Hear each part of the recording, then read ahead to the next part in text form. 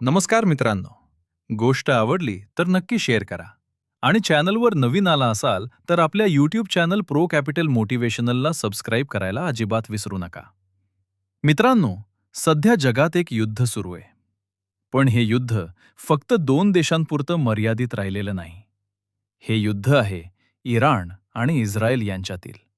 आणि या युद्धाची झळ आता हजारो किलोमीटर दूर असलेल्या भारतापर्यंत पोहोचायला सुरुवात झाली आहे. आज या युद्धाला जवळपास 10 दिवस पूर्ण झालेत आणि हळूहळू त्याचा परिणाम थेट आपल्या स्वयंपाकघरावर दिसायला लागलाय. होय मित्रांनो, आपण टीव्हीवर युद्धाच्या बातम्या पाहतो, पण त्या युद्धाचा परिणाम आपल्या रोजच्या आयुष्यावर कसा होतो हे कदाचित आपल्याला लगेच लक्षात येत नाही. पण आता परिस्थिती बदलायला लागलीय. कारण सध्या मुंबईमध्ये कमर्शियल गॅस सिलेंडर देणं काही ठिकाणी थांबवलं गेलंय. यामुळे एक मोठी समस्या निर्माण झालीय. अहवालानुसार मुंबईमधील जवळपास 20% हॉटेल्स आधीच बंद झाली आहेत. आणि हॉटेल असोसिएशननं असा इशारा दिलाय की जर ही परिस्थिती अशीच राहिली तर पुढील 2 दिवसात 50% हॉटेल्स बंद पडू शकतात. याचा अर्थ काय? याचा अर्थ असा की आपण रोज जे बाहेर जाऊन खातो, जे छोटे मोठे व्यवसाय आहेत, त्यांच्यावर या युद्धाचा थेट परिणाम होऊ लागलाय. फक्त हॉटेल्सच नाही, आता घरगुती गॅस सिलेंडर मिळण्यासाठीही काही ठिकाणी आठवडाभराची वेटिंग लागायला सुरुवात झालीय. कल्पना करा, जर गॅस सिलेंडर वेळेवर मिळाला नाही तर आपल्या घरातील स्वयंपाकच अडचणीत येऊ शकतो. पण इथंच ही गोष्ट थांबत नाही. पुण्यात तर एक वेगळीच परिस्थिती दिसते. पुण्यामधील गॅसवर चालणाऱ्या तब्बल 18 स्मशानभूमी तात्पुरत्या बंद करण्यात आल्या आहेत. कारण तिथे वापरला जाणारा गॅस उपलब्ध होत नाही. यावरून तुम्हाला अंदाज येईल की ही समस्या किती गंभीर होत चालली आहे. आणि या सगळ्या परिस्थितीत कालच केंद्र सरकारनं देशभरात ESMA म्हणजेच जीवनावश्यक सेवा कायदा लागू केलाय.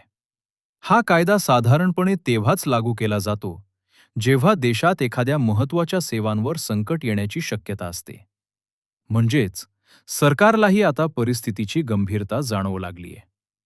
पण प्रश्न असा आहे, हे सगळं घडतंय का?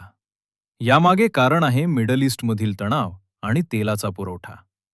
भारत हा जगातील सर्वात मोठ्या तेल आयात करणाऱ्या देशांपैकी एक आहे. आपल्या देशात वापरलं जाणारं 80%हून अधिक क्रूड ऑइल परदेशातून येतं. आणि त्यातील मोठा हिस्सा येतो सौदी अरेबिया, कुवेत आणि मिडल ईस्टमधील इतर देशांमधून. पण सध्या एक मोठी समस्या निर्माण झाली आहे. ती म्हणजे हॉर्मुझची सामुद्रधुनी. ही सामुद्रधुनी जगातील सर्वात महत्त्वाच्या तेल मार्गांपैकी एक आहे. मिडल ईस्टमधून जगभर जाणाऱ्या तेलाचा मोठा भाग याच मार्गाने जातो. पण सध्या युद्धाच्या परिस्थितीमुळे हॉर्मुझची सामुद्रधुनी बंद असल्याची परिस्थिती निर्माण झाली आहे.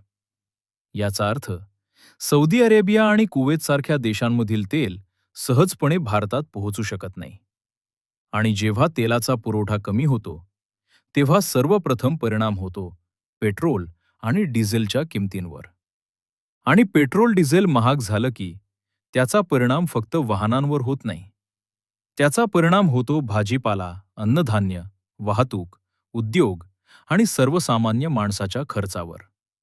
पण अजून एक मोठा मुद्दा आहे. सध्या भारताला रशियाकडून स्वस्त दरात तेल मिळत आहे. युक्रेन युद्धानंतर रशियानं भारताला मोठ्या सवलतीत तेल विकायला सुरुवात केली होती. पण आता त्या सवलतीची डेडलाईनही जवळ येते.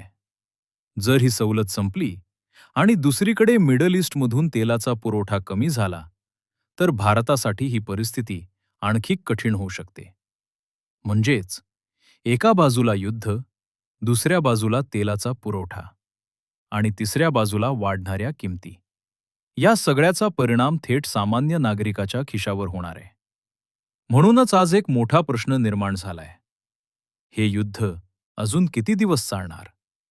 आणि जर हे युद्ध लांबलं तर त्याचा परिणाम भारतावर किती मोठा होऊ शकतो?